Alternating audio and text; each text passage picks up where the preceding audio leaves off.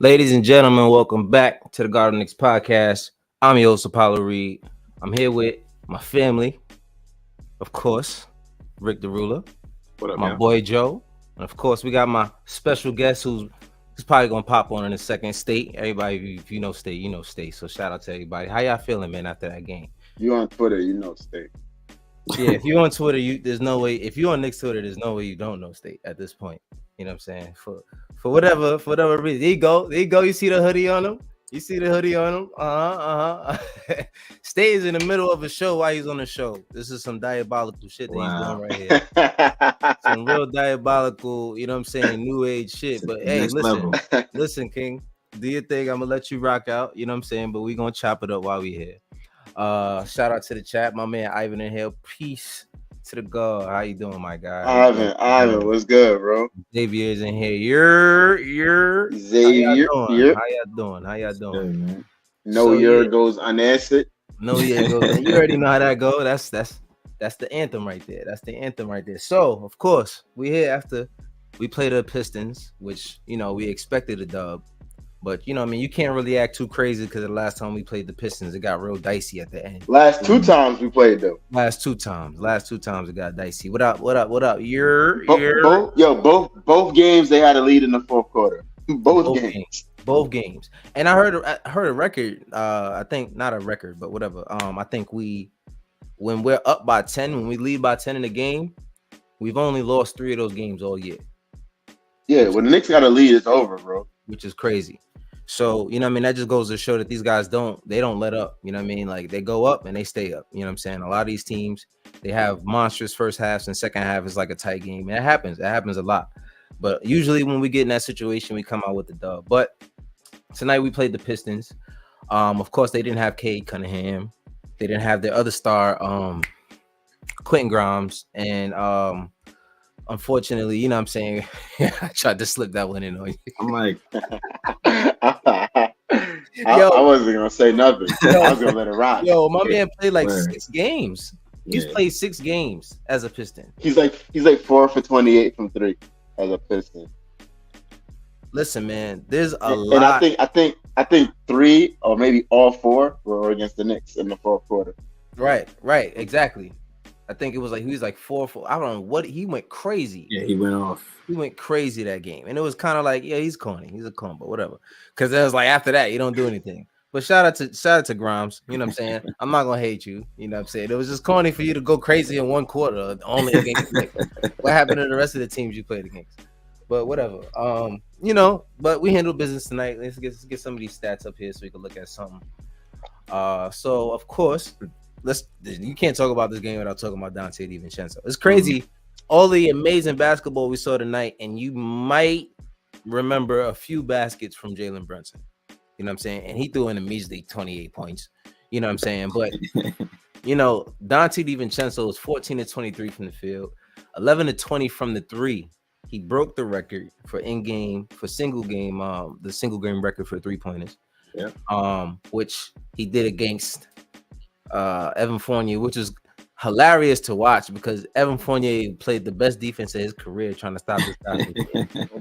bro really looked like Depoy out there. Yo, he was going crazy. I said, yo, is that Deuce? Oh, no, that's Evan over there. What is he doing? Like he was really trying to stop him. And it wasn't just him, the whole Pistons squad. It's like they knew Donte was about to hit the record. So they were like, yo, we gotta stop him. We gotta do something.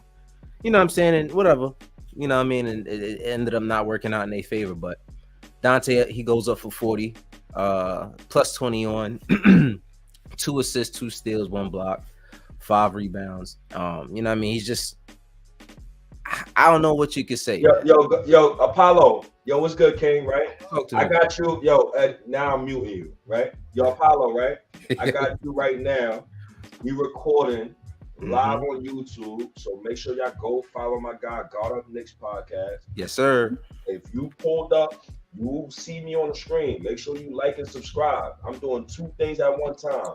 One time, a lot of you dudes need to know when to land your goddamn plane and understand you're talking too much. With that said, Apollo, Tonight, Dante DiVincenzo, Big Pazza, 40 points, breaks the Knicks record. You also got Josh Hart, triple-double, another triple-double. Paul Man, Draymond Green. You got Jalen Brunson, Jalen Iverson. He's looking good. That said, back to y'all show. I love what y'all doing. Make sure if you're listening to the Twitter space, you go follow my man Paulo, man. Please do that. Hey, Appreciate y'all. Appreciate you. I think I'm about to go follow, man. I'm scared. Yeah, State said it, bro. If you on Twitter, you gotta do what State says. You know what I'm saying? That's his domain. Stop playing, yo. Stop playing. Stop playing. Stop playing me. You know what I'm saying? Stop playing, yo.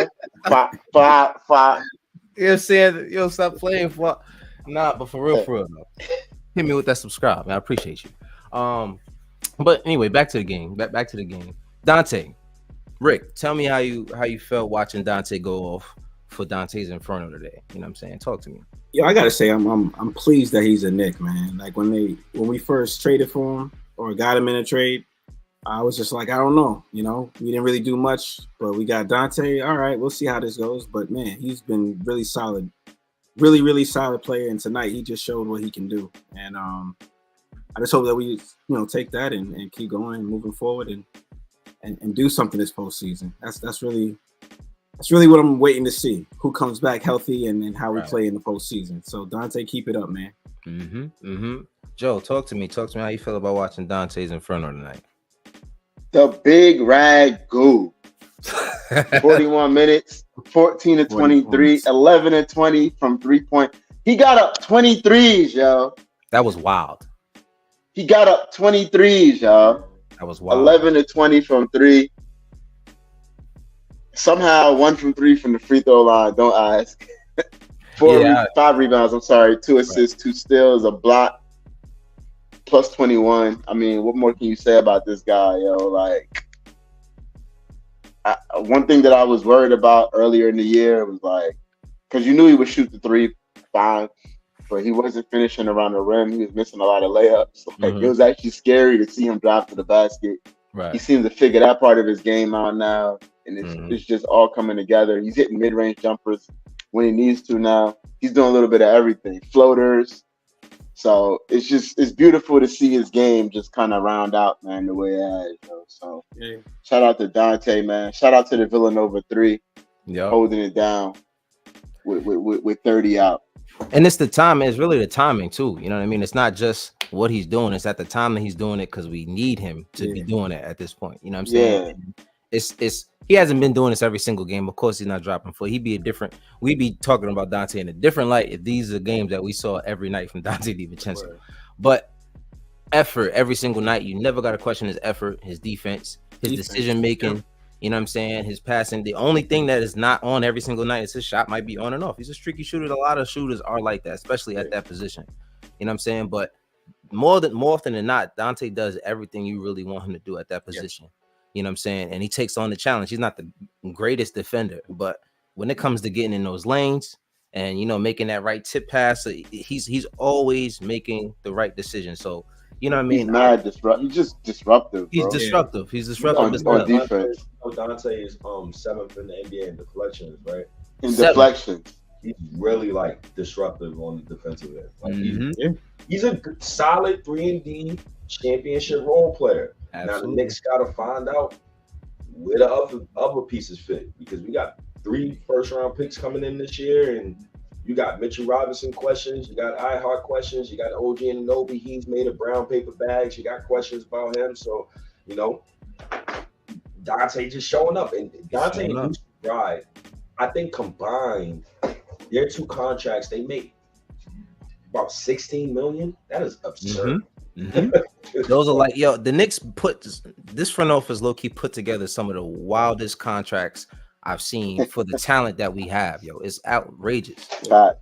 It's outrageous. You know what I'm saying? And not too long ago, State will tell you, not too long ago, not everybody was a fan of the front office and what they was doing, right, State?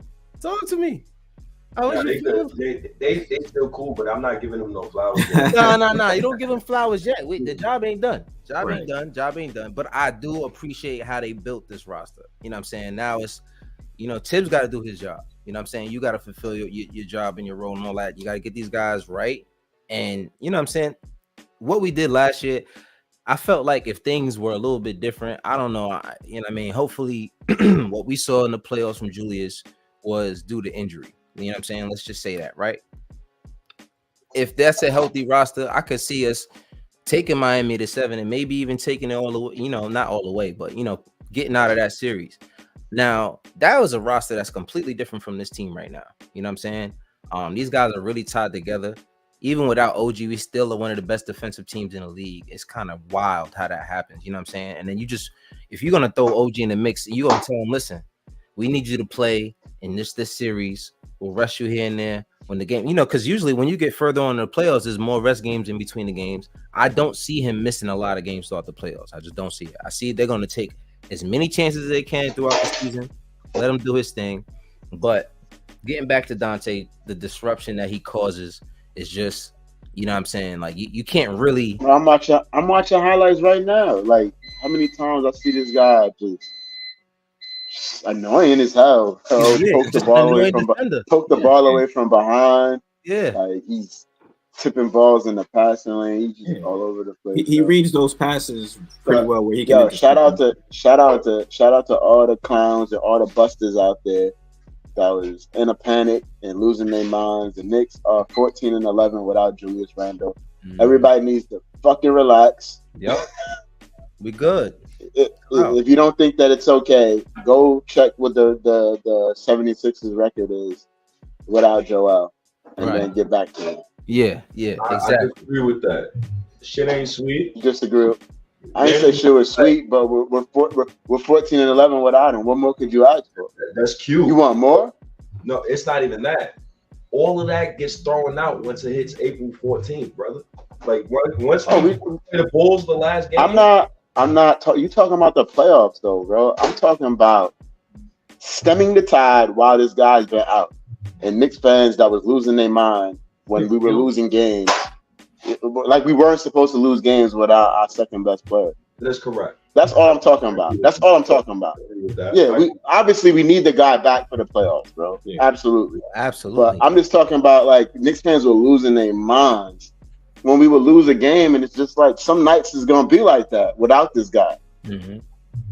And then they have to also adjust to how they're gonna play Brunson. And I think once they figured out how they're gonna play Brunson and how the team has to move and operate within that, I think they started to play a little bit better. Because after a while, you know what I mean, it was just all you gotta do is throw the double at Brunson, and they don't know what the hell to do.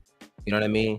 Took a couple games for us to figure that out, and that didn't happen anymore. You know what I'm saying? So credit to Tibbs, the coaching staff, for doing that. But these guys got to figure it out. Julius got to get healthy. You know what I'm saying? Got to get healthy, bro. It could be a lot worse, but at the end of the day, I don't want another Julius was hurt excuse in the playoffs. I don't, you know what I'm saying? Like, I don't want to see that again. Especially when this team fully healthy, we actually have a chance this year. Yeah, really good. Unfortunately, we don't know how healthy he's gonna be when he gets back, bro. I'm saying is the excuse. The excuse. Yeah, I'm sick of it too. Yeah, I'm sick of it too. I'm sick of the excuse. Not, you know what I mean? I'm not giving nobody no passes when it comes to that. I get it. You know what I'm saying? But I don't know how long we can keep this roster together with the contracts that we got, the chemistry and all of that. Because then what if Julius... Yeah, the time is now, bro. Yeah, the time is now. What if Julius gets healthy next year and it just doesn't rock? Yo, Apollo. Yo, what's good, King? Let me throw this at you, Apollo, because I really want your opinion on this. And shout out to everybody who's tuning in on YouTube with God Up Knicks. Shout out to everybody who's tuning in with me on Twitter, man. Doing the post-game space is always trying to be most consistent. Apollo, my guy Ray just said it's not, Monty Williams is not the reason why the Pistons are ass. He's saying this to town. When you look at the Pistons tonight, do they look like a team that's properly coached due to the talent that's handed to them right now? You telling me that if Tibbs had that roster, they'll look like that tonight? No. So then let's they wouldn't have lost 28 straight games. I'll tell you that. Thank you. There's no way Tibbs would have allowed that to happen. Hell no. But bro, let's talk about it for a second. I don't want to turn this into a Pistons podcast, but so I mean I don't because they're the Pistons. But like I just feel like 28 straight games that they lost is absurd, right? But let's take it back to Monty and Phoenix. Monty got clapped by 40 in 2 elimination games in Phoenix, yo. Can we not ignore that, yo? Can we acknowledge that he got clapped by 40 twice in elimination games? That happened, yo. That did happen. That happened. And I feel like it doesn't get talked about. I'm not going to sit here and call Monty a great coach because the evidence doesn't really add up. There's a lot that shows that he can be a good coach, and there's a lot he's good. Yeah, I think he's a decent coach. He's a middle of the pack coach. He's not going to really. My thing is not every coach is built to drive culture and habits into guys the way that Tibbs is. You know what I'm saying? Like Tibbs does it a little bit differently. He's a psycho with this shit. Number one, he doesn't do anything else. He doesn't have a family that he really gives a damn about besides for basketball. This staff is his family. Like, I don't think people really understand that shit. He doesn't really like a sister or something.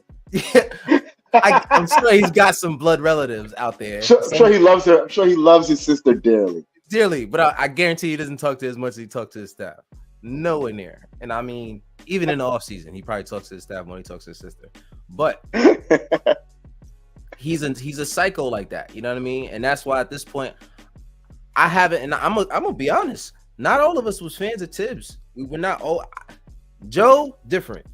Joe sees the game a little bit different way. I'm not gonna speak for Joe. Me, a little bit more impatient. There was some things that I didn't like that I saw in the first couple years. You know what I'm saying? But to see what the hell he's done with the pieces that he's finally given, you give him a point guard that knows what the hell to do.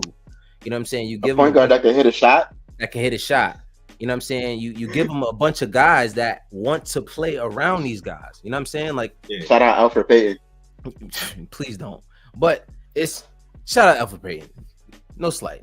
Shout out Alfred. But anyway, you can get out of here. But my point is Tibbs does things a little bit differently, man. And like I said, I wasn't always a fan of the dude because of how the things that I've seen. But the past 2 years, just seeing how he's keeping these guys, and they've let him listen. This stuff he still does to this day that I don't like watching. I'm like, why is he still in there? I still ask that question sometimes. I do ask that question. Listen, I'm not a coach. I don't get paid for this shit, but I have the right to ask why certain guys in a game, if you're up 30, if he doesn't have a record to break. You know what I'm saying? Like, sometimes those are the questions that I ask about Tibbs. And that's it. Like, everything else, I have nothing else to say about the guy.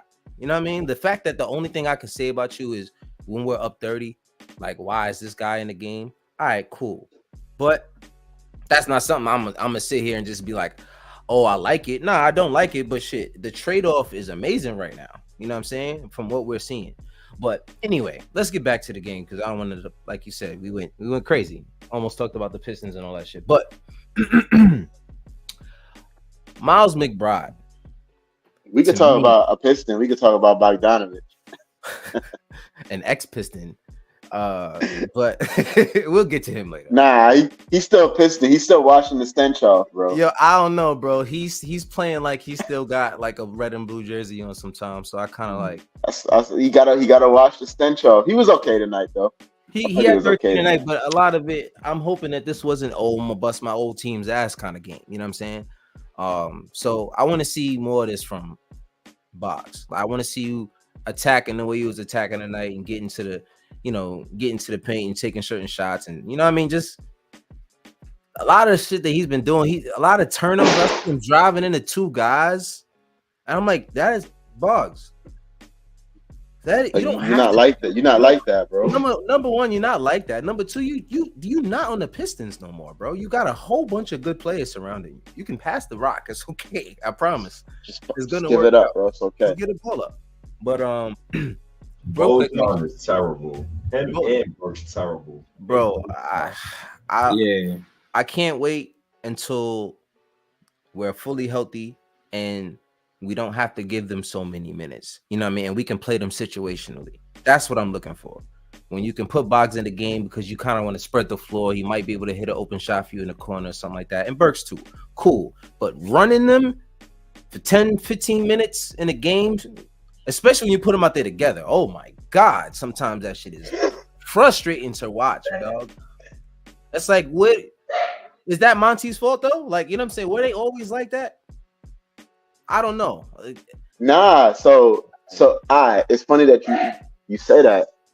So I was listening to the Knicks Film School pregame pod, Mm-hmm. and the Pistons guy said that he's in shock. So he can't believe how bad they've been. Really? Yeah, he said it's unbelievable how bad they've been. Now, JG Redick did say something about being traded midseason and as a shooter. Yeah, it's hard. So I mean, I'm not giving these guys the ultimate pass because, like I said, it's not just the shot falling. Sometimes it's the type of shot that you taking. Like the amount of times I see Burks come down sometimes and not look at a teammate. Nah, he shoot as soon as he get it. Yeah. Bro, he got the ball at. I think he's made like 5 meaningful passes since he's been here. He's trying to find a shot. Like he wants to shoot, he wants to score, but like it's just not falling from him. It doesn't look good. Maybe if you take better shots, that would help.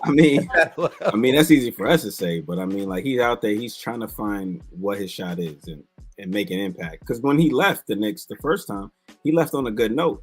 And well, think about that.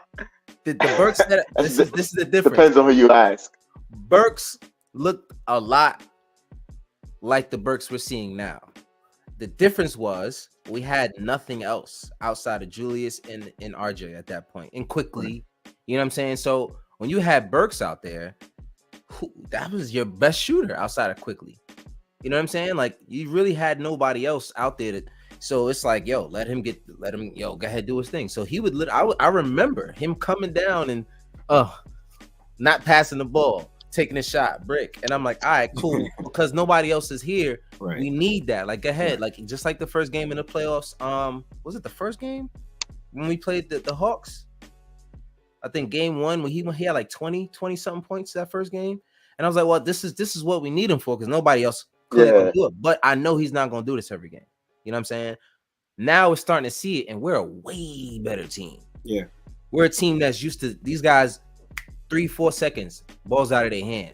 You know what I mean? This ball movement, this player movement, and he come down and he's like ISO man. Still. And it's kind of like, all right, now it stands out more, dude. You gotta chill out. So situationally, cool. I would like to see them in there a little bit more situationally than just running the whole platoon of both of them out there together. So but anyway, back to McBride. You know what I'm saying? Because we haven't been able to talk about McBride. McBride's been amazing as of late. He didn't shoot the 3 well tonight. It was 1-7. But didn't he just have 30 last game? Was it 30 at last game? Yeah. Career high. The dude is just it was 26. It's 26? I believe. He had 26, and then the other game he had 29. Yeah, 29 was the career high. Was the career high. Okay. It's the shit that he's doing on the night. If you look at the minutes, let's put the minutes up there. Let's just compare to anybody else, right? Look at the minutes he's got. The dude is playing more minutes than anybody on the team.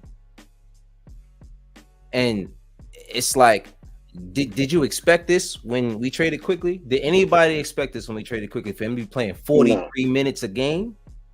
And at this level, shooting, I mean, his percentage probably dipped a little bit after this game, but shooting around 40% from 3, that's not what anyone expected him to do. You know what I'm saying? And like you said, the value that he's at, State talked about the contract he has.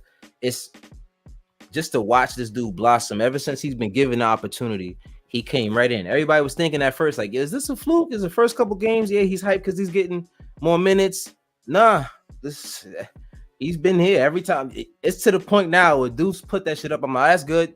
You know what I'm saying? Like, it's, you know what I mean? And I don't remember being that person at the beginning of the season. You know what I'm saying? So to see where he came from being sometimes the 3rd, 4th guy off the bench and not even getting minutes sometimes earlier this season to getting 43 minutes, it's kind of wild. And I mean, clearly he had a 48-minute game, but y'all talk to me how y'all feel about Deuce, man. Yeah, RBL. Bob's got that. He got Detroit fever. Go ahead, talk to me about Bruce, man. Go ahead, Bruce. Deuce. I said Bruce. Deuce. Go ahead, Rick. Oh, Yeah, man. Like I always liked his shot. Like I just felt like he was small, so like he didn't get a lot of opportunities to really show off the shot. But he's gotten more confident in his shot. Like he shoots over players now, which is pretty impressive. And I think he's finding his rhythm. I think the reason why he gets as much minutes. Well, actually, I shouldn't say that, but he does run with Brunson on the floor as well. So, you know, he has the opportunity to get some more scoring in there. But I like his. I've always liked his defense, but now he really stepped up in the offensive game. So it's good to see. Right, that's facts. That's facts. Talk to me, Joe. But isn't that the key though? That's the key for anybody that's gonna come here and be a smaller guard, like McBride is. If you really want to get minutes, you got to be able to play with Brunson. Because we already know you could pencil Brunson in for like 36 a night. Yeah. So that only leaves 12 for you if you can't play with him. Right. But this dude has proven that with his long ass arms that he could guard up a position and guard bigger dudes. So I mean, it's a testament to him, bro. And the shooting is just when the crowd is preemptively yelling deuce as you're rising up for your shot, like you have reached another level of like like fandom at the Garden, Right. bro. Yeah. Like you're like Steve Novak level now, bro. Yeah. Where like when Novak would rise up for a shot, the crowd would go berserk before he even let it go. Yeah. And we're still talking about a dude who's probably the best on-ball defender on the team outside of OG. You know what I'm saying? And gets in the passing lanes, gets fast breaks. He'll dunk on you if you sleep.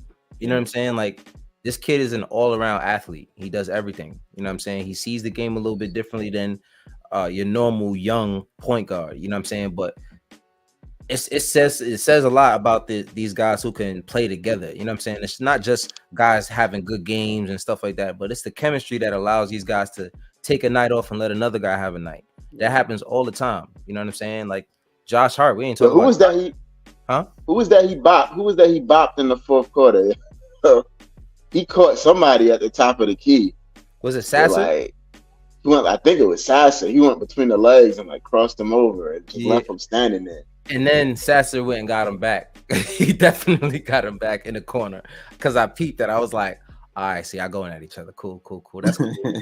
That's good to see. But you know what I'm saying? Yo, shout out to you, Apollo, once again, man. Shout out to your chat. Shout out to everybody listening in on the Twitter spaces. Deuce McBride has been a revelation this season. He's a man who I didn't know he was this good, actually. I didn't know he was going to transform into one of the best three-point shooters on the New York Knicks. I also didn't know he had a handle. He's been crossing people a little bit lately. Going crazy. You come on my space, you've been talking BS since January.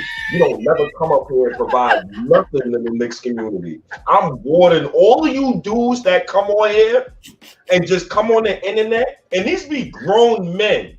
These be grown men who pay rent that come on the internet and cry about another man crying. But you don't provide anything.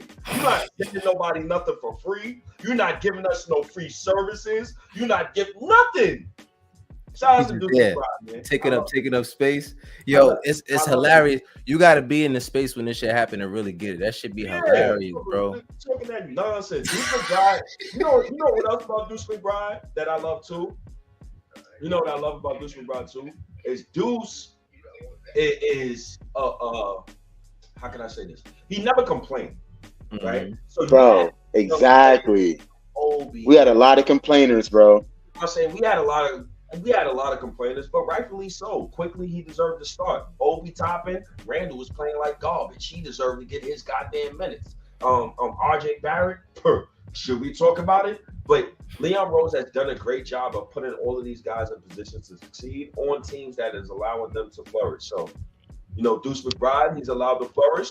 He's making what 13 million for a 3-year contract. Man, I'm kidding. Yeah.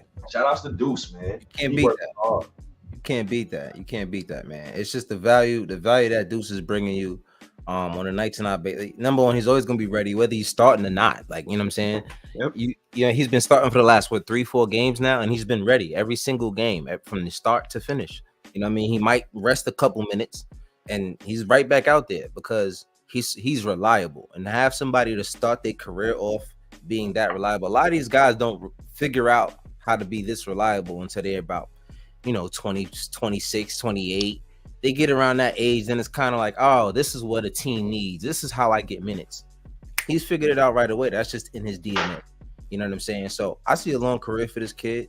Hopefully he's a Knick for a long time.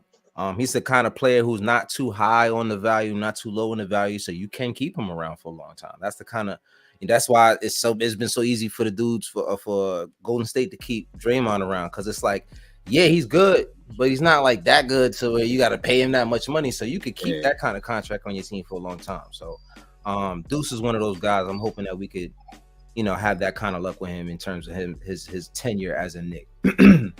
But let's talk about my man Josh, man. My favorite Knick outside of Jalen Brunson. You know what I'm saying? I think since he's gotten here, it's been you could tell the moment he got here, the culture change was, oh, we got to follow what this dude does when he's on the floor. You know what I mean? And it was completely different from, who did we trade for? How do we get him? It was Josh Hart. How did that? What traded Cam Reddish? Cam Reddish. That's what it was. Cam Reddish. Listen.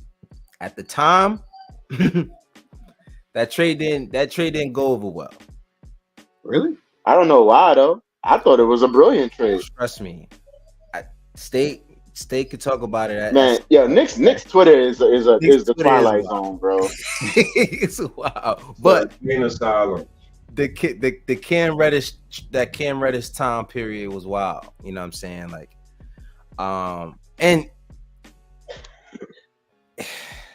he actually had a lot of chances, bro. Like Atlanta here, and we were just talking about guys that just figure out how to, this is what a team needs. Like, he's one of those guys that might not figure it out until he's 27, 28 years old. And then that spark that he had as a young budding star is gone now, because now you just have to be a role player. You know what I'm saying? Because that's the only way you're going to get on the roster. And it's going to take a while for NBA teams to believe and trust that you can be that guy and not complain, like we were just talking about.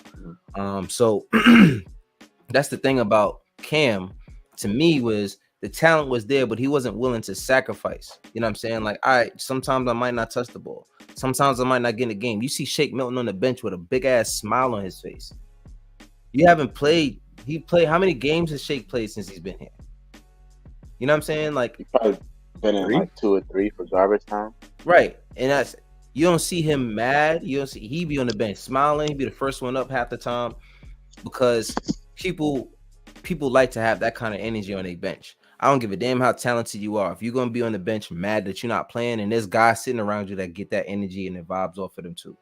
So there's certain guys that can't be happy for other guys because they know you're not going to be happy for this guy. So if it just messes up chemistry, and it's not healthy to have those kind of guys in your environment. So you take that and you flip it with Josh Hart. Not only is he not complaining, he's leading. He's doing everything that you need him to do defensively. He might not be the flashiest dude to score, but he's going to get a bucket when you need him to get a bucket. He's going to hustle, and that's just the kind of player he is. His sixth triple-double in the past month and a half. Yeah, he got a chance to go for the record. He's never had a triple-double in his career prior to these past couple months. Yeah. Now he's collecting them. It's just wild. It's wild. The team record for a season is 8. And he's at 6 right now.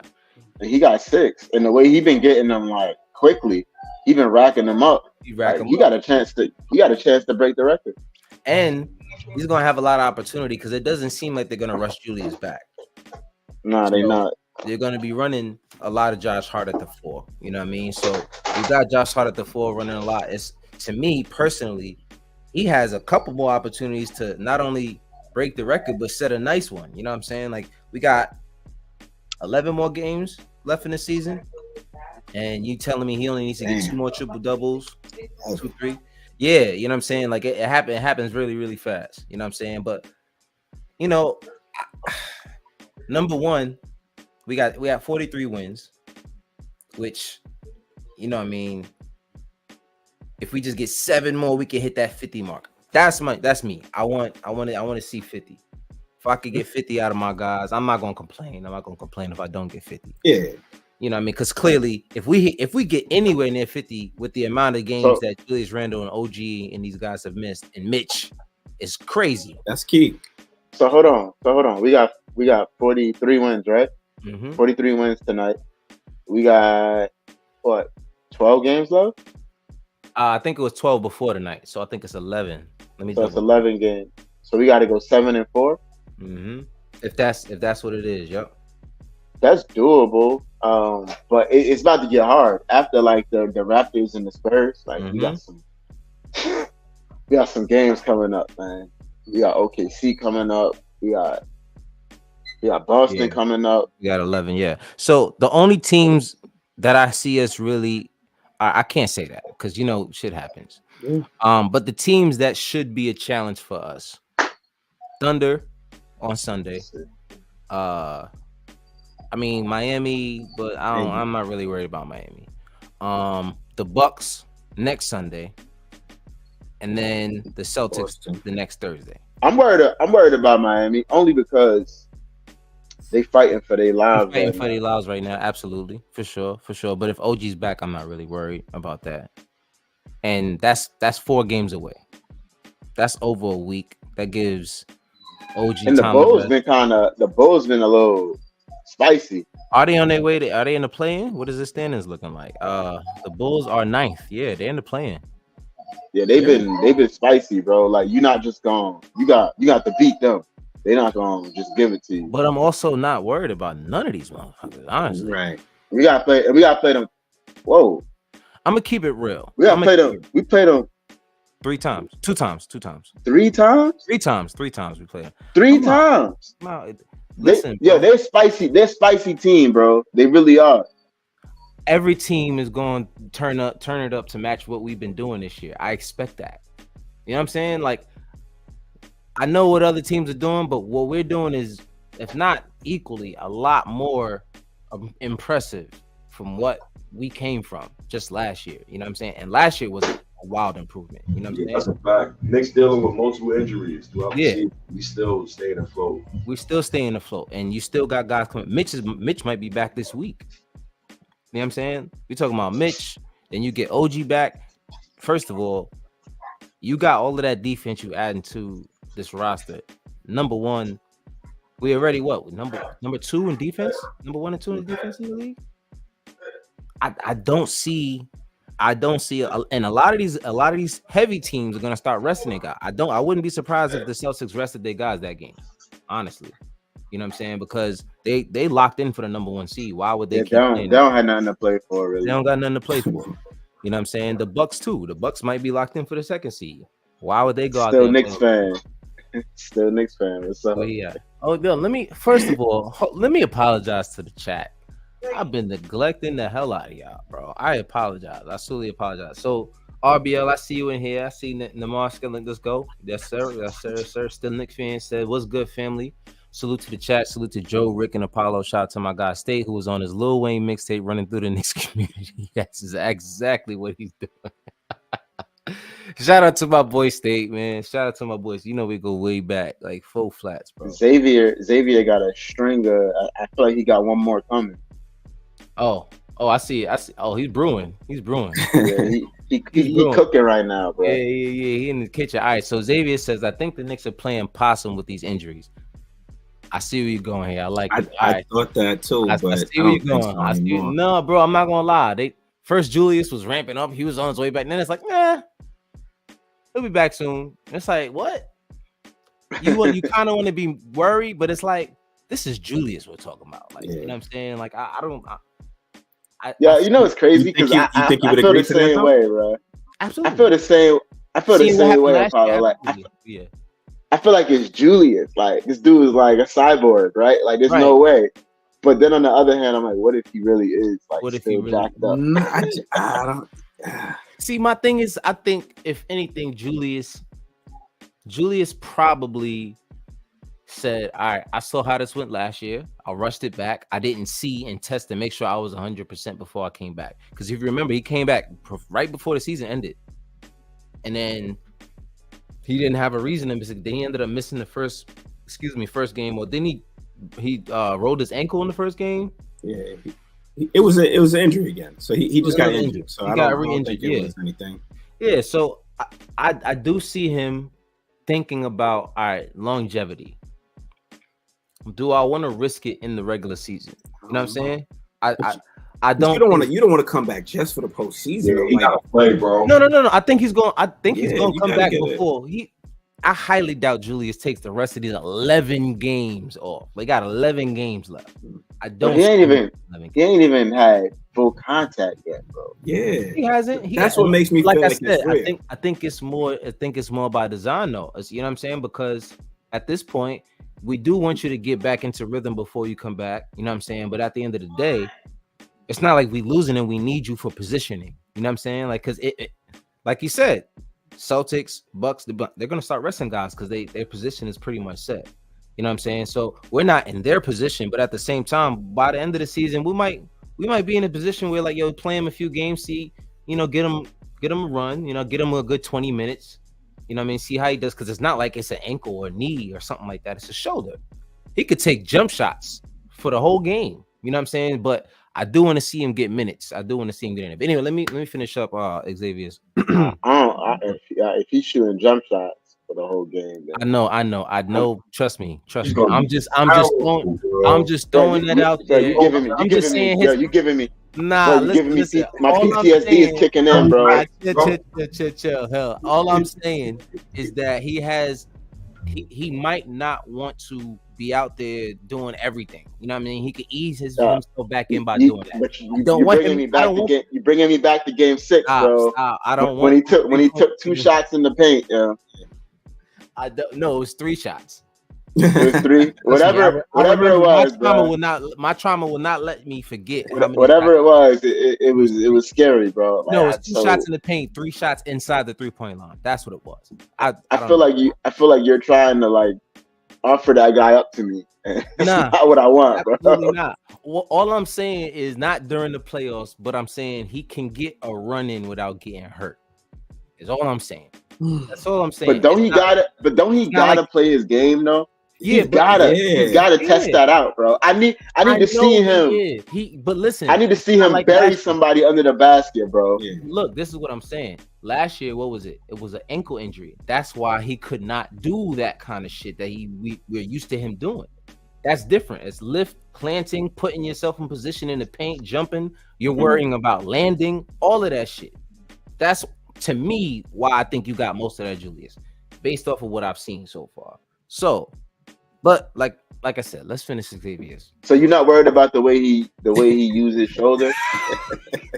We talked about this. Yes, he's a lefty, and it's his right shoulder, so we have to be. Yes, yes, I understand. Trust me, we've talked about that here a lot. I know, I get it. But like you said, he said he's a side. You sound so calm. I do believe he's like the $6 million man, bro. You said he's a cyborg. So all I'm saying is, yeah, he might be ready to go, but at the same time, these guys are rolling.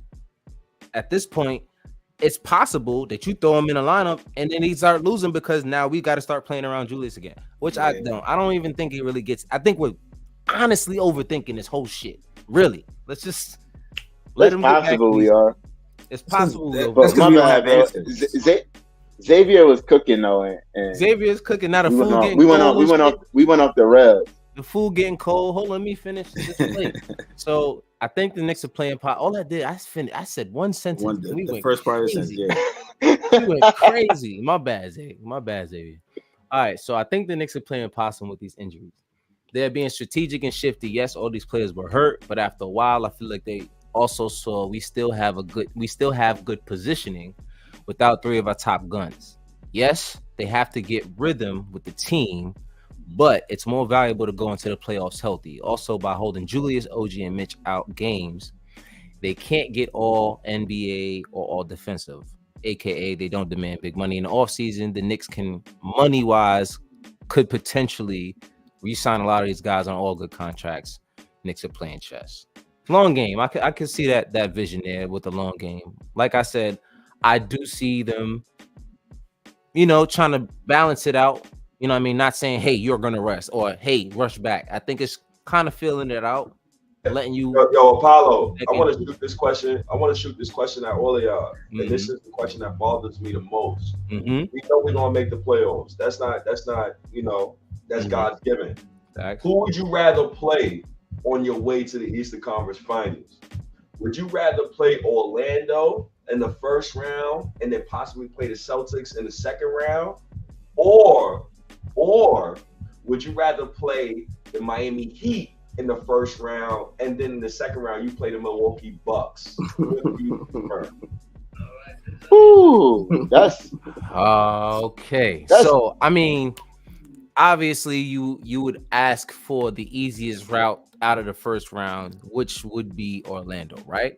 But then it puts you square in a position to have to deal with Boston right away. Now, me personally, I would like to see Boston in the Eastern Conference Finals, just, you know what I mean? So I can, on that stage, I don't want to see nobody saying like, oh, you lucky you didn't get to play the Celtics on the way to, I want to see the Celtics in the Eastern Conference Finals, the biggest stage in the Eastern Conference, and we get them out of here. That's what I want personally. I love all the smoke like that, but to have to deal with Miami and then the Bucks.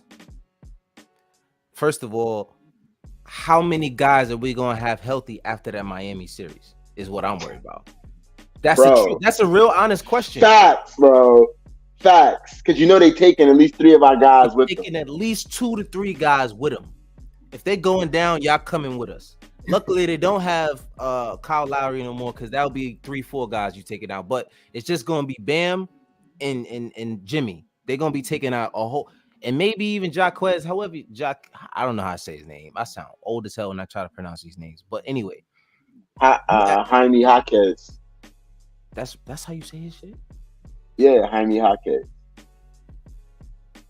Anyway, that's the dude from Miami, right? Yeah, the dude from Miami. That's the dude that took my man out. Took Julius out. Oh. Yeah. So that's my thing. Do I really want to see Miami? I don't want to see Miami on it at all. Only not that because I don't think we could beat them. Nah. It's not that I don't think we could beat y'all, because I think with this team, I think we'd slaughter them. And I think because of how good we are, they would make a lot of frustrating plays. You know what I mean? Or they're out of frustration and they'll make a foul and they'll hit. And we actually have a matchup for Jimmy. Yes. For the first time, we actually have a legit matchup for Jimmy. Gonna be quiet. But on the other end, we gonna feel it. And this is what I'm saying. I don't know if I want that in the first round. We got to deal with Jimmy and them in the first round and then hobble through the rest of the playoffs. So let me throw this at you. And I just threw this at everybody on the Twitter space. I prefer to play Miami. We can beat Miami with a hobbled Randall and a hobbled OG. We can beat them, right? Orlando would gentlemen sweep the Knicks. And I gotta watch. Let me explain. Nah, bro. Basketball. Let's talk basketball. State. We're gonna talk basketball. Let's talk basketball. Yeah, let him finish his point. Randall compromised. He might put up civil rights stats. Palabonchero, first-time All-Star, is fully healthy, and that's who Randall gonna have to go at in the playoffs. Randall's gonna get smoked. Then you got Franz Wagner. What he might do to OG Anunoby, if OG's not healthy, the ancestors might wake up out of the ground. Then you telling me, that Jonathan Isaac, who hasn't been healthy these past few years, right? It's not going to affect Randall's game. The Knicks would be lucky if they win 2 games out of that series. No tall wings and centers. Hold, please. All right. I need you to tell me something. I'm gonna look at this real quick, right? And this is not to be disrespectful, to this franchise, right? I'm gonna run through the list of the rosters. You know what I mean? Real quick.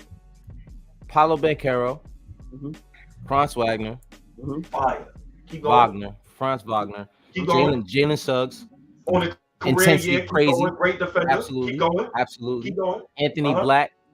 Good rookie. Great defender. Jalen Cool. Brunson tore him up last time, but it's okay. We talking playoffs now. Keep Right. We're talking about Jalen Brunson in the playoffs, but Cole Anthony, Jonathan Isaac, Markel Fultz, keep going. Mo Wagner, whoever you say his name, Wendell Carter Jr., Joe Ingles, Gary Harrod. Listen, I need you to tell me how many years of playoff experience all of them 10 motherfuckers I just named you got. What that got to do with anything? That got everything to do with everything. On top of the fact that they're a bottom 5 offense and they're a bottom 5 3-point shooting team. Shoot the ball. I'm not afraid of this team in the playoffs. Not worried about. I get your point. But there is absolutely no way, State, that this team beats us, and I don't care if we go to 7. Let alone a sweep. There's no way they're beating us. They're not beating us in the. I don't care if they got 7. I don't care if this shit goes 7, State. Okay. We can bet money. You want to bet money? We can bet money. We can bet money. We can bet money. I promise you right now. I don't care if Randall's there or not. There's no way we losing to Orlando in the first round. I don't want that. All right. And when it happened, No. We can just put money up.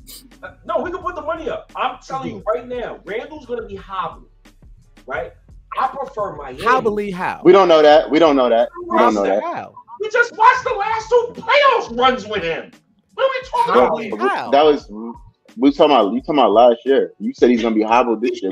We don't know what state he's coming back in. Yeah, we don't. Until I see it, I can't call it. Listen. Let me talk to you real quick. I hate how we look when we play that team. But you know why I hate? We haven't played them healthy. Not even that. We never took them serious until this last game that we played them. That's the only reason why they looked the way they looked towards. I promise you, this State, we did not. This is not the same squad. Number one. Number two, they don't have a team that's built for the playoffs. When the playoffs comes, it's half court. They have no half court game, bro. They don't. Yo, can we talk about something? A lot of these buckets is ISO from Paolo. If you take those buckets away and you take away the fast break, they're not scoring. They don't hit the 3 well. They don't spread the floor. Tibbs is gonna have a field day with the motherfuckers, bro. I promise. He really is. But go ahead, Joe. I knew you were gonna say something.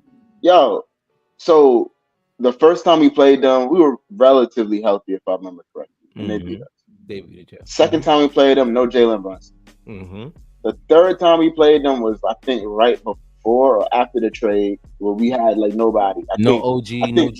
I think Obi Toppin's brother and Charlie Brown Jr. played in that game. Facts. Like, and then we see what happened the last time we played them. Mm-hmm. I have zero reason to have any fear of this team. Yeah. That's bottom 5 in offense and bottom 5 in 3-point shooting. Yes. I have no reason to fear them, bro. Listen, will it be a fight? Absolutely, because that's the type of team that they are. They're tough. They're tough team. As hell, bro. Tough team. But in terms of being fearful of how we would handle them in the playoff situation, and let's not forget last year what Miami did, and nobody expected Miami to play the way they did. And yes, they have a different team now. They're not playing as well, but they have that playoff experience. And Jimmy Butler is Jimmy Butler. So I would take Orlando. Give me Orlando Boston, bro. Give me Orlando Boston. Yo, you said Orlando Boston. Yeah, I take Orlando Boston. And it's simply because what I don't want is the health of our guys. Miami, it's not a worry about it. Do I think we can beat them? I think we can beat them. Every time we play them, they take people out, bro. Yeah, it's just literally they're going to hurt. They're going to try to hurt us. That's Pat Riley. He did it while he was here. Like, we know this guy. That's the style of basketball. You talking about 97? Listen, bro. 98? Listen, that's 97, 98, and he carried that culture. Listen, that's the Knicks culture over there, bro. I don't care what they say. I literally got I have like something in my head, like a vision stuck in my head of Pat Riley, like with like I don't know, like an earpiece, it exposed his ear, like yo, sweep the leg. Like, Sweep the leg, bro. Yeah, I swear to God. You see him on the bench like. Yo, every time we played them, bro, they injured somebody, yo. They took Quickly out, bro. They took Randall out, bro. They took Randall out again. Like every time we played them, bro, they take somebody out, bro. It never fails. See, now if I had to see them in the third round, like, you know, in the Eastern Conference Finals, which I don't think they'd make, but you never know. They've been surprising everybody for the past however many years. I would rather that matchup. You know what I'm saying? I want to beat them on that stage. You know what I'm saying? Because that should be satisfying as fuck. That should be satisfying as hell to beat them in the Eastern Conference Finals. Yeah, beating Boston in the Eastern Conference Finals would feel good, but beating Miami would be so joyous, bro. Like, I would feel amazing beating these dudes in the Eastern Conference Finals. But you know what I'm saying? Like, I just know the style of basketball they play. They're going to bring the pain, bro. That's just what they do. So, am I scared of them? Nah, I'm not scared of nobody. Nobody that we gonna see. Still Knicks fans. The third time we played them, we didn't have Jalen Brunson, brother. He said, Joe, the third time we played them, we played them. OG was there, and we were winning through 3 quarters, but we scored 16 points in the fourth, and they beat us because our defense was horrible. I think we gave up 40 in the fourth. Yeah, I think that was the game that Jalen wasn't there, right? Still not going to beat us in the series, though. Right. I mean, that's, to me, especially the chemistry that these guys have developed with Josh, of course, Jalen, and Dante DiVincenzo. Just even when the shots aren't falling, they're playing the right brand of basketball always. If you throw OG in there, it's like it doesn't become any easier for any team to get anything going. Like, you can't, a lot of those passes that you're trying to make within the plays that you're running, we almost make teams have to run ISO. Like, that is a trait of a very, very good defensive team. Like, they're scared to make passes because we're in the passing lanes. They're scared to do anything because it's like, yeah, all right, if there's a lot of those plays that you can't just make that drop pass to the guy, he's gonna drop it down to whoever on you know, who's on the block, and you don't think OG is gonna be there, you don't think Josh is gonna be there. Those rebounds, you think Mitch is gonna be the only one fighting for rebounds? Like, I think the team is at a point where they have figured out the brand of basketball that they're gonna play, and not only that, they figured out what part each and every guy is gonna play to, you know, that end all be all. So, you know what I mean? I think we're reaching a point, we're getting guys back at the right time. I do want to see Julius. It's important for Julius to be healthy. I can't sit here and tell you like, oh yeah, I think we'll be all right. Nah, it's important for us to see Julius Randle healthy. Like, we need to see him healthy, mentally, physically. You know what I'm saying? Because we see what it's like when he's not mentally and physically ready. We've seen it before. But at the end of the day, this team is built with a lot of guys that will sacrifice and step up. And, you know, it's always the next man up, you know, kind of thing. My man Jigga, shout out to you. So I'm looking at it now. The morning brew crew, my guys. Shout out to you, bro. Shout out to you. I'm looking at it. Hold on 1 second. So I'm looking at it now. Brunson did play in the third game. We got outscored in the fourth quarter, 29-23. We lost by 8 points. Okay. So we was already trailing going into the fourth quarter in that game because we lost by 8. We got outscored by 6.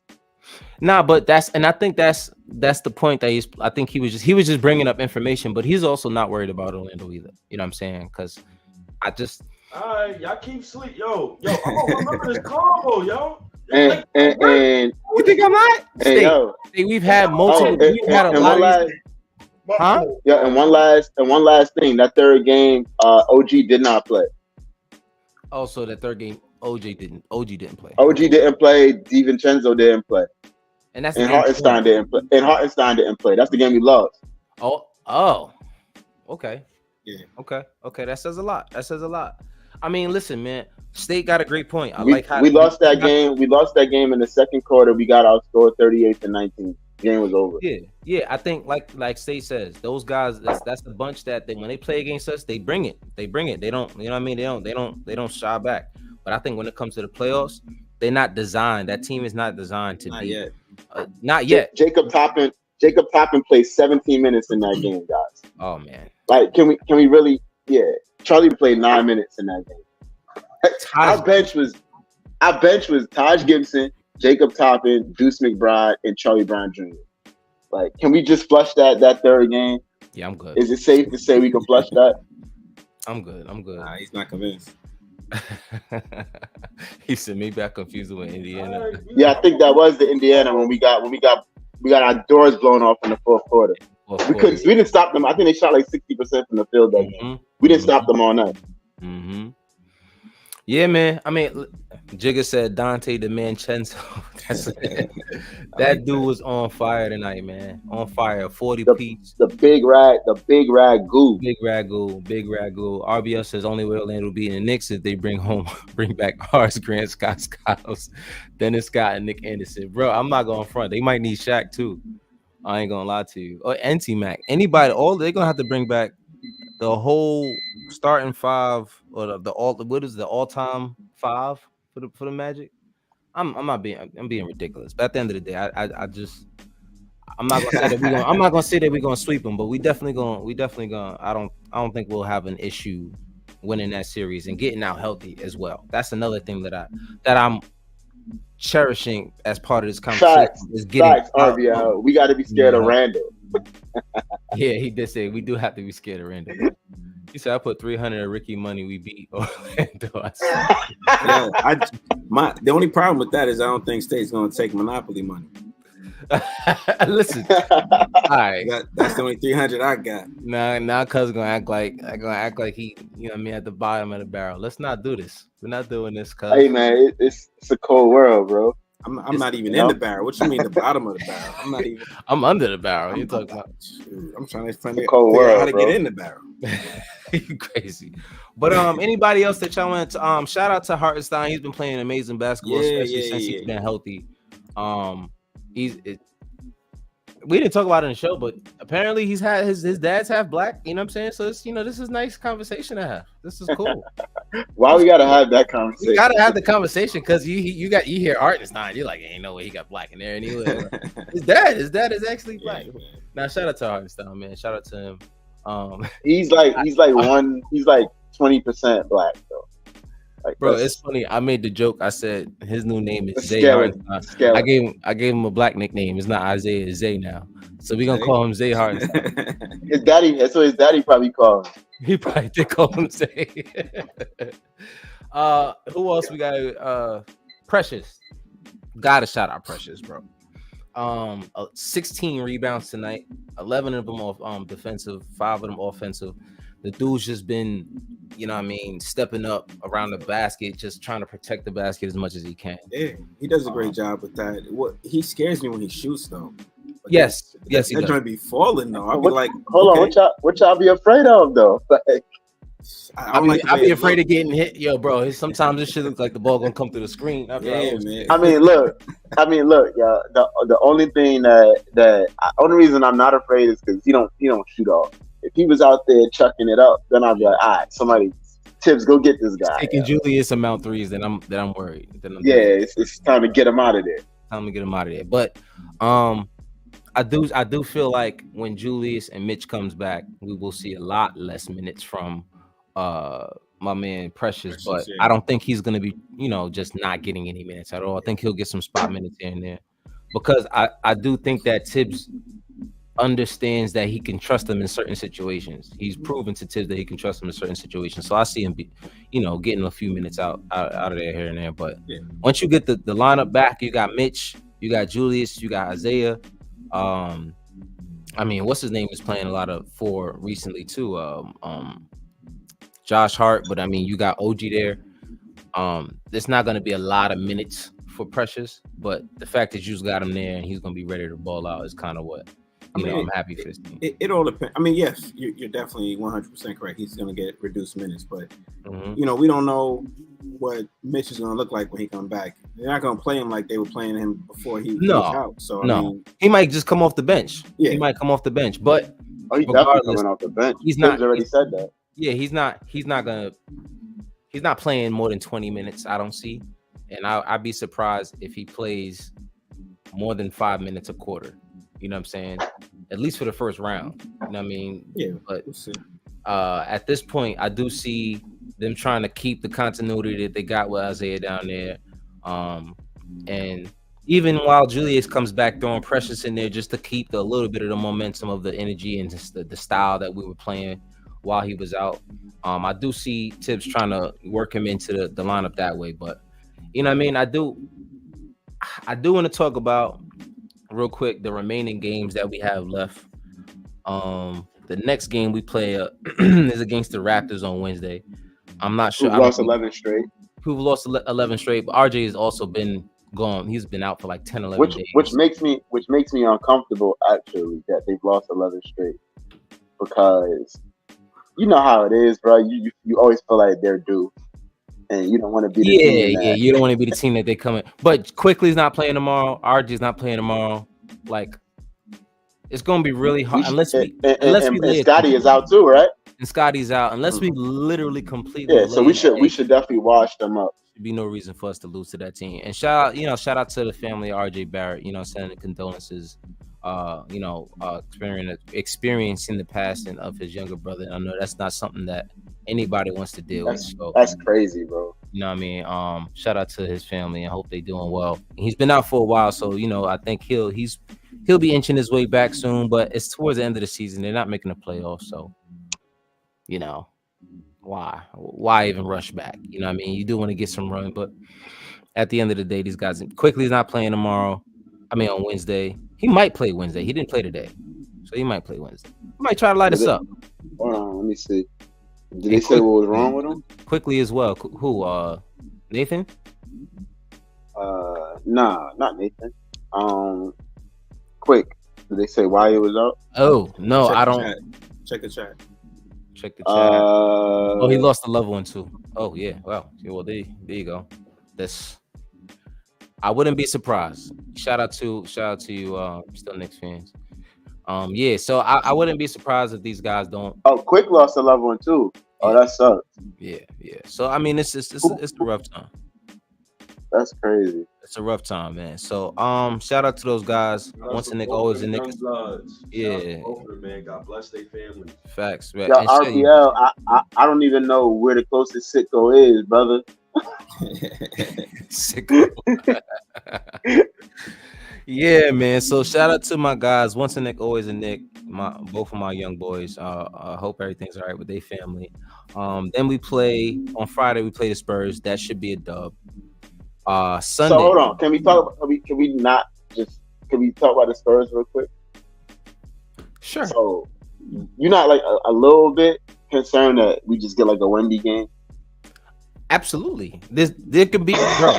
We are the Knicks. There can be the game for anybody we play. It could be George Niang. Like that. You know what I'm saying, bro? Especially like earlier, we seen Wemby like early in the year, right? Where he was still figuring things out. He's clearly figured things out now. But the thing is, you're not afraid that he has like a 30-point, 12 rebound, 10 block game or something crazy like that. All year, he's been having Wemby games and still losing. Yeah, and that's not a still lose. It's not a great team. That's true. It's not a great team over there. Pop knows it. He's just trying to let these guys figure it out together and get that chemistry. There's no way that Dante and Josh don't punk these little dudes. I just don't. I see it in their demeanor. Like, all right, we gonna be on them. They better hit every shot. They better make every pass crisp. I see it. Like, they're not gonna let these dudes just come in there and do whatever, bro. At this point of the season, I feel like they're going for 50. You know what I'm saying? Like, they do feel good about themselves without having a lot of these guys in the lineup. You know what I'm saying? Why not? Right. You know what I'm saying? Go for 50. 14 and 11 without him. So, yeah. Go for 50. You know what I mean? At this point, I just don't see them losing a game unless they're completely playing like ass, which is they can't make a shot. The refs ain't helping them at all. And they just, not playing well as a unit. I don't see a collapse like this, especially with guys coming back. You know what I mean? You got Mitch coming out there about to be playing a few minutes here and there. You got OG coming back soon. Like, I just don't see them fall into the Spurs. Now, Sunday playing the Thunder, that might be a little story. That's a different story. I don't know. Is there a scouting report on Shy? Is I mean, whatever scouting report is out on Shea, it's not working. It's not working. Whatever the hell it is. I don't know what he's doing out there, but everything he does is just. They need a drug test him. I wouldn't be surprised if he does get drug tested, because he's been on the tear, MVP candidate at this point. And he's just on another level. Now, we do have to play the Heat on Tuesday. That's one of those games we worried about. Can we make it out? I wouldn't be surprised even if guys started coming back, if that was a game where they said, OG, let's sit this one out. Y'all go ahead and sit. You know what I'm saying? Like, look, just we not messing with these guys. I'm not messing with these dudes, bro. I don't want to. I wouldn't be surprised if they rested. All these guys rested that game, but I don't see that happening. Miami is dirty and informed, bro. Yo, White State look like he rapping. Yeah. Turn that beat up. They said State working on his mixtape, bro. Yo, State not playing with them, bro. State is not playing. Shout out to you, Raphael. He said, "What up, State?" And what's up to everybody on the panel? Peace to you, my guy. Peace. RBL said Wemby gonna have 36, 19, 9 assists, 4 steals, 15 blocks, and an L in a loss. Yeah, you forgot that part. But he gonna be the first dude to have 10 in like 4 or 5 categories in the game, bro.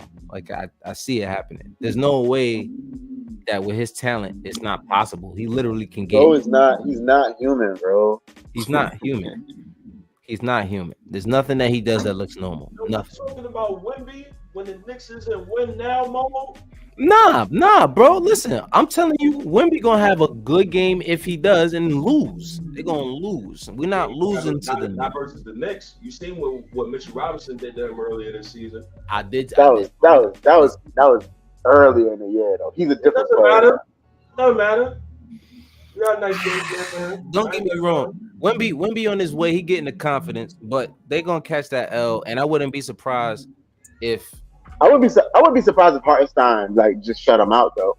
Yeah, absolutely, because he's still frail. He didn't gain weight. You know what I mean? He figured out how to play basketball, but he ain't not like he learned how to take a hit. You know what I'm saying? Like that's still a part of the game you're gonna have to adjust to as you get better as a player the longer that you're in the league.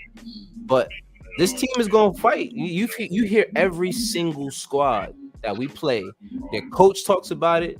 They talking to the opposing players in the locker room, and they all saying that the brand of basketball they play is different. They very tough. They you know what I mean? They fight hard. That's exactly what I want to be happening, and I want that to be our calling card, what everybody knows us for. But so after we wrap everybody in bubble wrap for the Heat game, I want everybody. I'm gonna be at that game, so I need everybody to play. Chill. Yeah. I need you to go crazy whenever the camera going around, so you know what I mean, we could get a little clip of you going stupid in Miami. I'm trying to get on Kiss Cam with a Miami shorty. You feel me? Oh, you wilding right now. Take it easy, my guy. Hey man. Hey, look, man. I'm single, brother. I can say stuff like this. Man. Yeah, it's. You can say that. You can say that. I'm gonna leave it there, bro. I'm not gonna. Yo, y'all crazy, man. I'm not gonna go crazy. I'm not gonna go crazy right now. Knicks beat the terrible Pistons tonight, man. We got the dub. Have a good W. Dante DiVincenzo career night. Mm-hmm. God up Knicks. Shout out to the people who's following God up Knicks. I'm also sharing this from my channel as well. So yes, sir. Make sure you watch the playback. I will have this post game on audio as well. And I know Apollo will have this post game on audio as well, man. Once again, man, love everybody, man, who tuned in tonight, man. These post game YouTube streams, it's a lot of competition. That's why I stay away. I don't even do YouTube post game. You see, I stay away. I don't even try. Nah. I got the Twitter joint on lock. Yeah, I definitely stayed away. I ain't gonna lie to you. But shout out to you, man. Obviously, you know where I'm at. I'm in my family liquor store. I'm out there help my uncle close. Yo, say no more, Raphael. Like I'm out here. I'm out here, bro. And I'm available. Like it's good. Yeah. And shout out to you, Apollo. I appreciate you because you was the first person that actually like hit me up for the live stream or audio or anything, even before. Absolutely. Yeah. Like I said, we go back. We go way back. Like way back. So, like babies and pacifieds. Absolutely. I'm gonna definitely hit you up tonight or probably tomorrow morning. I'll see when I can get you on the pod, but I appreciate you guys, man. Rick, sir, regular Joe, Apollo, and everybody from God Up Knicks family. I appreciate everybody, man. Shouts to Ralph, man. Ralph, I appreciate you pulling up as well too, man. Peace and blessings. Thank you for coming out too, my guy. I know you got a lot going on. You busy. Yo, state. You're the busiest man on Twitter these days. You heard me? Yo, state. I heard that you got a Kendrick diss track coming out pretty soon. All right, yeah, you good. Holla at y'all, man. Yo, go ahead, stay, holla at me, boy. Hit me, boy. All right, brother. Yes, sir.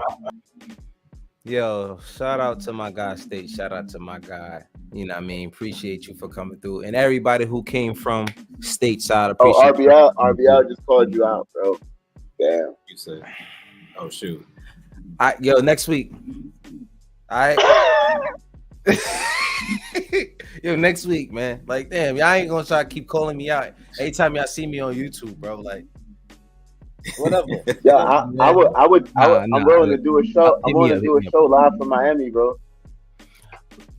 What's that? Is that Tuesday? That's a Tuesday, sir. That's next Tuesday. It's not this Tuesday. It's next Tuesday. We might be able to work something out with that. Let's do it. Live from the game. What? We better be winning. First of all, stay safe because it get crazy out there when Knicks fans is out there. You can't do it live from the game. Yeah, they might be. I'm gonna have some. Hey man, I'm gonna have some folks with me. I'll be all right, bro. All right, I got Dobbs with me, bro. I got the Mad. You got the Rad Hatter with you. Straight. I'm straight, man. All he gotta do is grill somebody. They ain't gonna fuck with you. That's it. He just gotta give him the face. They gonna be like, all right, my bad. Chill out. Nah, but Ralph said I'm not. RBL said I'm not even a Knicks fan. He's not. He's really not even a Knicks fan. He's acting but this RBL is an example of somebody who's that's like, fine though. Supporter. He's a supporter, bro. No matter what, he always shows up. Yeah, you know what I'm saying? He's not a Knicks fan. You a basketball fan. Judging by your handle, that's all that matters. He's a Laker fan. He's a Laker fan. I play ball. I've talked about it before. I've played ball damn near almost all of my younger days. Of course, I ain't been playing ball in a minute, but you know what I'm saying. A lot of my younger days, I did play with. I don't want to say a real name on here, but RBL. I've been playing with RBL for a minute. You know what I'm saying. You're Izzy. So, shout out to you. Izzy, you lady. I mean, are you? We about to rap. Yeah. Are you a Lakers Izzy coming through his or? normal time? He like, yo, they almost done. All right, it's time to jump on. So what's good? Are you a Lakers fan or are you a LeBron fan? Because I feel like he's a Laker fan. He's a Laker fan. So you with the Lakers? All right. Yeah. All right, my man Raul. He said you can say, all right, my man Raul. You know what I'm saying? Shout out to you, bro. Shout out to you. I mean, you said his name on the show before. I have. It's just been a while, so you know what I'm saying. My brain a little foggy. It's been a minute. You know what I'm saying? Cause it's cool. A lot going on. A lot of stuff happening this year. You know what I mean? But Lakers. Yeah, he said in capitals. Lakers fan. Fair enough. You know what I'm saying? Shout out to you. Shout out to you, Izzy. Peace and abundance to the gods. Yo, shout out to Izzy, bro. I'm gonna get a fan show going. I gotta get Izzy on. Matter of fact, hit that thumbs up button, please, fellas. Yeah, please. If y'all still here, hit that subscribe, that thumbs up. I appreciate all of y'all that's showing. Everybody that's here on YouTube, everybody that's here on share this with your pastor. Facts. Share this with your pastor. I don't know. There's a lot of language in here that the pastor wouldn't appreciate. You know what I'm talking about? Hey, I heard some pastors with some mouths. Just saying. Yo. We're not gonna go there today. That's a different sermon that I don't really want to address at this point. But We're supposed to be going through the schedule, bro. Damn. That's all I'm saying. I like what we talking about. But I was gonna say we got to the heat, and that was it. I do want to say that I still want to do a fan show so guys like Izzy and Raul and other guys can come up and just talk basketball, because you know what I mean, that's just what we do. That's what we do. So tried that one time. Y'all let me, but nobody wanted to come on. Yeah, actually, that's actually what happened. No, what actually happened is I sent Izzy the link. Izzy got the link, came on, and then backed out. And then he was like, "Yo, my shit stopped working." I was like, "All right, Izzy, come on, bro." Oh, he did. He pulled a Harry. He pulled a Harry on me, bro. He hit me with the "Yo, you never invite me on the show." Then he came on and then dipped out. I was like, "Yo, what happened?" He was like, "Yo, my shit was acting crazy." Like, come on, Izzy, don't do me like that. Don't do me like that. He said it was my phone. I know. I'm messing with you, bro. I'm messing with you. He said I'll give Joe a free JV Fire Stick if he shouts my name out the game. JV Fire Stick. All right, so let's finish this schedule before we get up out of here. After the after the Heat are the Kings, right? Yes. Yeah, Kings. they're gonna have payback on their mind. They're gonna have payback on their mind, especially dudes like Malik Monk with the angry face. He don't. It looked like he wake up. It looked like he purposely don't comb his hair, like just so he could be mad. They gotta come to our building though, so we'll see about that. That's nationally. That's TNT too, bro. And they're pushing into territory where guys are gonna start coming back healthy. So this is what I'm saying. Like a lot of these teams you know, what I mean, we worried about. We hope. A lot of these teams that we worried about, we might not have to, but you know.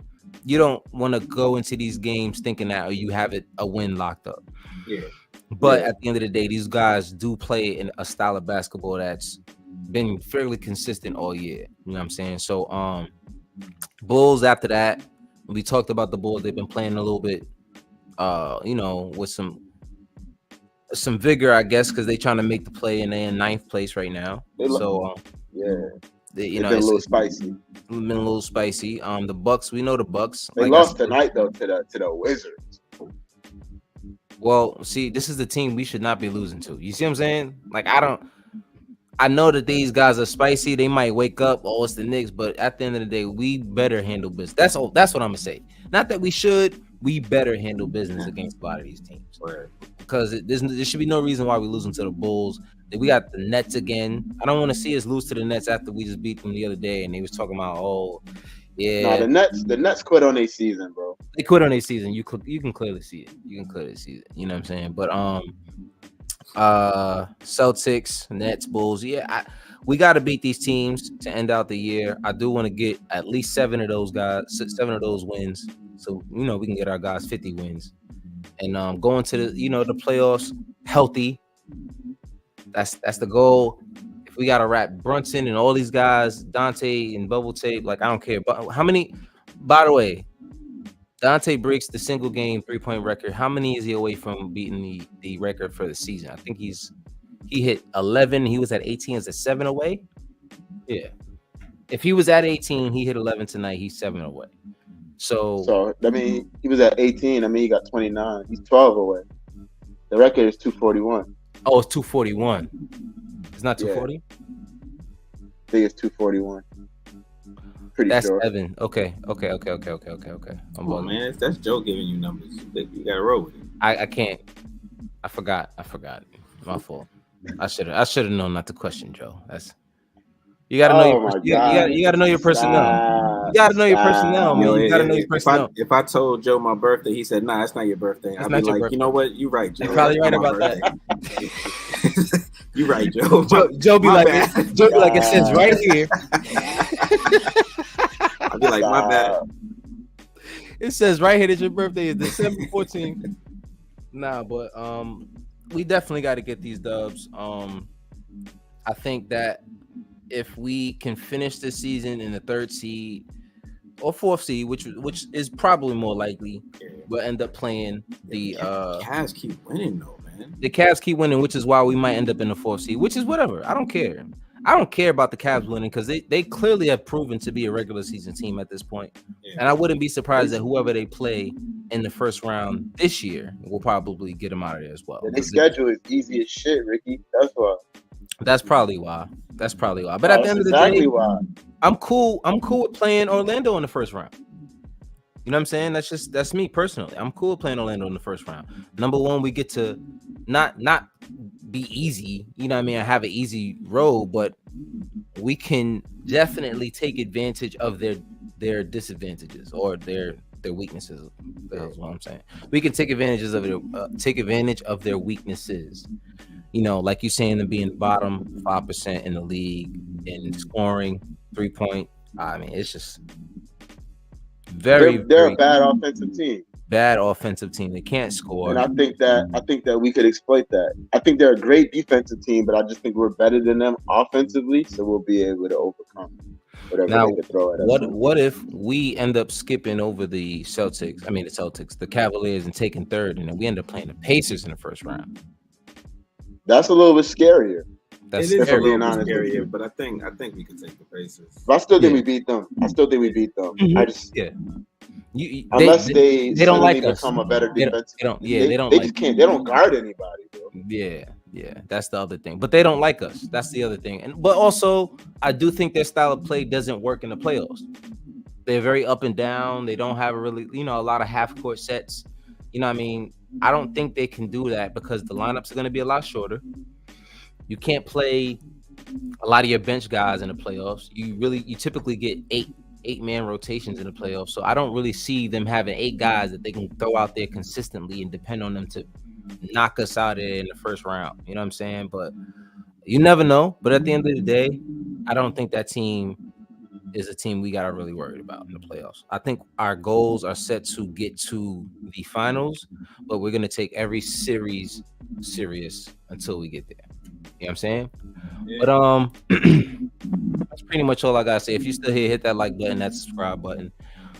If you on Twitter, please come over to the YouTube side, hit that subscribe real quick. You know what I'm saying? And hit that bell so you're notified when we go live. And follow us on all the platforms that we have on Twitter, Instagram, Guard Up Knicks everywhere. You got Rick the Ruler, you got Joe. You guys got anything else you want to talk about or end off with? I just wanted to look at something real quick before we get out of here. If I could even find it. I would like to see Josh Hart not hesitate on the 3-point shot when he's wide open. They're gonna love that. Teams are gonna hunt for that in the playoffs. They're going to force Josh to take shots in the playoffs. We have to expect that.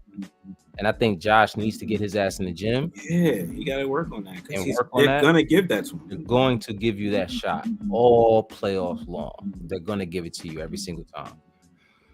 And teams are also going to game plan for his fast break Euro that you should. I don't know how the hell he's still getting away with at this point. Yeah, you're not going to stop him. He's pretty consistent with that. He's pretty consistent with it, but they also know how to game plan for it. All you got to do is get back.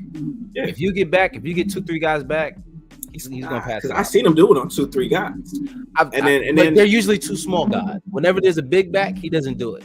When the big is back, he'll come down and then he'll fan out and he'll throw it somewhere. But when there ain't no big in the paint, he's Euroing every time. He's gonna catch that off the board. Yeah, every single time. I don't know how he be getting that shit off. Yo, it looks scary. I don't know. He's one of the best finishers that I've been watching since the season started, not just on his team, but just that plays below the rim too. Right, that plays below the rim. Josh has he's been everything that we need him to be, man. You can't hate that kid. You can't hate that kid at all. You know what I mean? He said there's no such thing as a travel to NBA, fella. Pretty much, you can almost do whatever you want. Ask Giannis. Yeah. He does whatever the hell. Oh my God! Did you see that? Did you see that shit the other day, bro? When he was falling, he took like 6 steps. Yeah.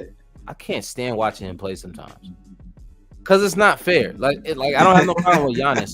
I have no problem. He's good enough, bro. He's good enough. Don't give him 6 steps. Don't give him 6 steps. That's what I'm saying. I hate watching him play because the refs let him do whatever the hell he wants to do, dog. Yeah. I'm like, dude, you're not gonna call that shit. I think the refs, they're not sure like how many steps he actually takes because his strides are so big. But he's doing like 3 consecutive Euros, and he does. But my boy was literally just falling backwards, like. Just kept stepping. That season. How do you not see that? I'm like, yo, what are y'all looking at, dog? And then passed it off, and he hit the shot. I'm like, nah, bro. Yeah. If I'd have lost like that, I'm telling you right now, I'd have went crazy. Yeah. The rest would they'd have to pull me off that ref. I'd have been in the game like, yeah, you stupid. I'd have been full. It would have done no Green good. They would have offered an apology the next day. Yeah, exactly. Like, oh my bad, we missed that. Come on, bro. Yeah, I swear, bro. The way Cat be talking, like he can never play in the NBA game. I know. Like, I would be afraid. I've told plenty of people. There are just certain people who are meant to be in the league, and certain guys who are not. I don't have the temperament. Like, yeah, you'll be going up like Cyrus Hayes. You said I'd be Draymond for real in that shit. Wait, what'd you say, Rick? You would be different. I mean, it would be your career. Like, you ain't messing stuff up just because you get a bad call. So you're not gonna be Ron Artest out there. You ain't gonna be Draymond or nothing. So yeah, I would have learned how to reel it in after a while, but I think my first couple of years it'd have been bad. I'd have been yelling at every ref that I seen. I couldn't go in the Foot Locker if it was me. I'd have been like, yo, you no, he's at 234. He's at 234 after tonight. Who? So Dante. So he needs 7 more to tie and 8 more to break it. He needs to hit. I hope he gets it. I thought he was trying to get it. I thought he was trying to get it tonight, honestly. The way he was shooting, right? No, I'm not gonna lie to you. With Evan on him. If they didn't adjust their defense to him, he would have probably hit 13 threes tonight. Could you imagine if he hit that? If he hit the shot to beat his score over him, that would have been crazy. It was funny because one of the plays that he had the ball, and then all of a sudden Evan starts doing his hand shit, going crazy all over him. And then they call a foul, and then he walked away pissed. He hit him. He walked away like, "Come on, man, that bullshit." And then Evan sitting there like what? And he walked over to me, said something to him, and Dante just ignored him. Yeah. Like, get out of here, bro. Evan like Bruce Bowen out there tonight, bro. Like all of a sudden, you gotta play defense. I know Tibbs is like, who the hell is this dude? Yeah. Like, what's that meme with what's the dude from UFC? The guy who the Scottish guy, Conor McGregor. I was just watching Roadhouse the other day. I gotta watch. My brother watched it the other day. It's good. We enjoyed it. That shit lit. That shit dope. I gotta watch it. Dope. I just think every time I see him, I think of like, who the fuck is this guy? That shit sounds so hilarious to me. But yeah, man, I gotta watch that movie. But let's get out of here. It's Conor McGregor on steroids in that movie though. It's really, good. It really I watched it. Yeah. He's nuts. He's absolutely nuts. Yeah, he's nuts. The movie is nuts. It's like crazy and like you almost can't believe the shit that you see. Yeah, it's predictable in some places, and other places it's like, yo, okay, I get it. Yeah, I gotta watch for what it was though. For what it was, like it was outstanding, bro. Yeah, I would say so. Gotta see it. But thank y'all for tuning in. Like I said, everybody's here on Twitter, everybody who's here on YouTube, whatever platform you're watching on. I appreciate you for spending this much time here. It's almost 12 o'clock at night.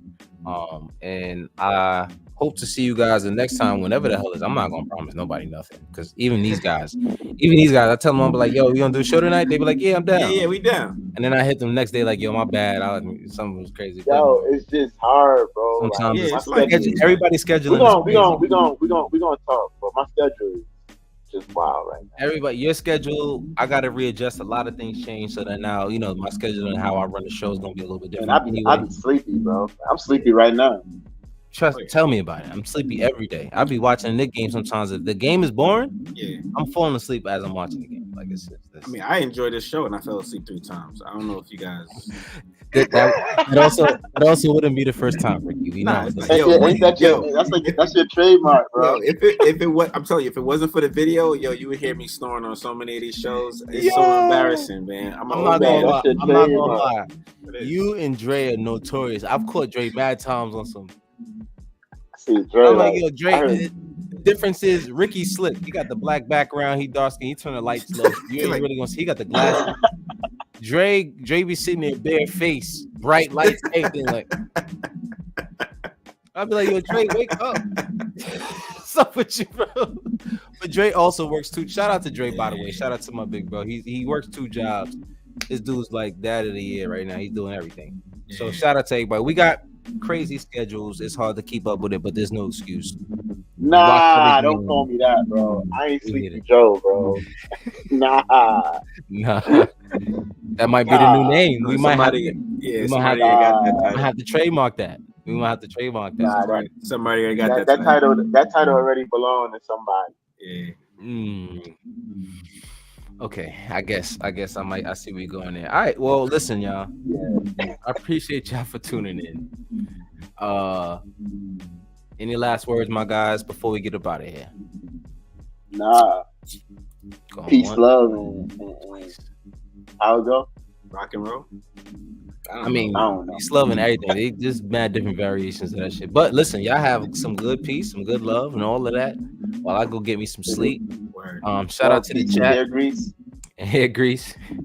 Shout out to the chat. Everybody that was in here. I can't even name everybody. Raul, Lonnie, Ivan, Izzy, Raf was in here. Still Knicks fans was in here. Jigga Man came in here. Xavier was in here. Shout out to everybody. I'm probably missing a couple people, but apologize for that. But until next time, y'all, I appreciate y'all coming through. Peace.